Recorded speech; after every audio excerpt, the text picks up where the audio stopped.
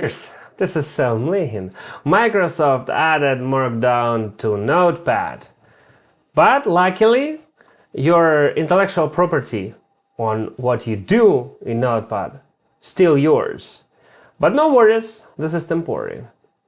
Because as they use Copilot everywhere, as the system belongs to Microsoft, in future, it might happen, it's pretty much probable, that all the intellectual property that you create with Microsoft and Microsoft Copilot will belong to Microsoft. So wherever you create on Microsoft Windows will belong to Microsoft.